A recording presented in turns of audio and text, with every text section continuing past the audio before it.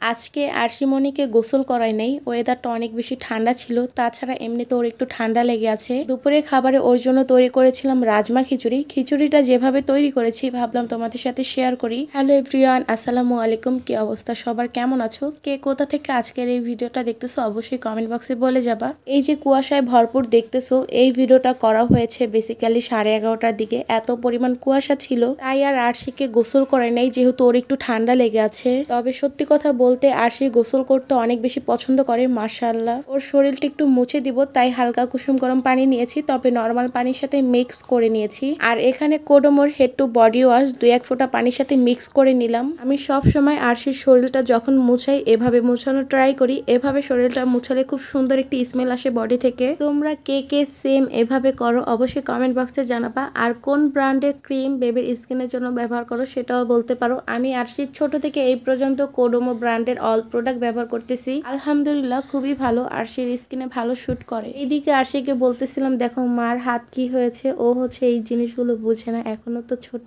যাই হোক, এইদিকে আরশির সবকিছু বের করে নিলাম, ওর তাওয়াল, রামপার, ওর জন্য কোডোমো ক্রিম আর হচ্ছে অয়েলটা। এইদিকে সবকিছু আমি গুছিয়ে রাখলাম আর দুষ্টু পাখিটা এসে সবকিছু অগোছালো করা শুরু করে দিয়েছে। যাই হোক, এই তো আরশি ফ্রেশ হয়ে চলে আসলো। এখন বলবা ওকে রামপারে কেমন লাগছে। মাশাআল্লাহ, ও যে এত পরিমাণ দুষ্টু হয়েছে, এখন সারাটা দিন হাঁটার জন্য পাগল হয়ে যায়। ওকে আমি ভয়েও ফ্লোরে নামাই না যদি ব্যথা পেয়ে যায়। অনেক কাপড়ে আমাকে ইনবক্সে মেসেজ দিয়ে বলতেছে আপু এই টাইমে বাচ্চারা অনেক হাঁটার জন্য অ্যাক্টিভ থাকে, কিন্তু সাবধানে রাখতে হয়। যারা যারা আমাকে পার্সোনাল ইনবক্সে মেসেজ দিয়ে বলেছো তাদের সবাইকে অনেক অনেক ধন্যবাদ। তোমরা সবাই আমার মেয়েটার জন্য দোয়া কইরো। এখন আরশিকে ওর বাবার কাছে রেখে দিয়ে আমি দুপুরে খাবারটা তৈরি করব। আজকে দুপুরে খাবারে আরশিকে দিব হচ্ছে রাজমা খিচুড়ি সবজি দিয়ে। সবজি হিসেবে ব্যবহার করব সিম, আলু, ফুলকপি, গাজর আর নিয়েছিলাম পেঁয়াজ এবং রসুন কুচি। এখন কয়েক চামচ রাজমা খিচুড়ি দিব। খাবারটা আরশির 2 বেলার জন্য তৈরি করতেছি, দুপুরে এবং রাতে দিব।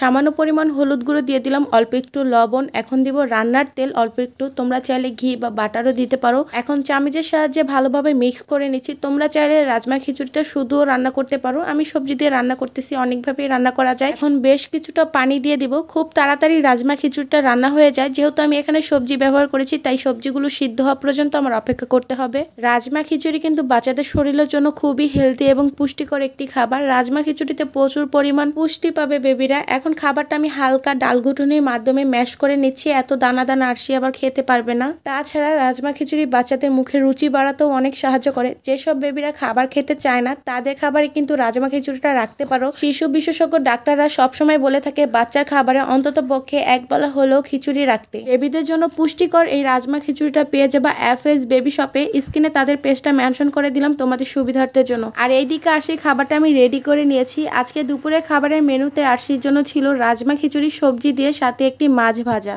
এখন খাবারটা ঠান্ডা করে তারপর হচ্ছে আরশিকে খাওয়াবো। তোমরা কি দিয়েছিলে আজকে দুপুরে খাবারে বাবুদের অবশ্যই জানাবা। ভিডিওটি ভালো লাগলে প্লিজ একটি লাইক দিও এবং শেয়ার করে নতুন মায়েদের দেখার সুযোগ করে দিও। আল্লাহ হাফেজ।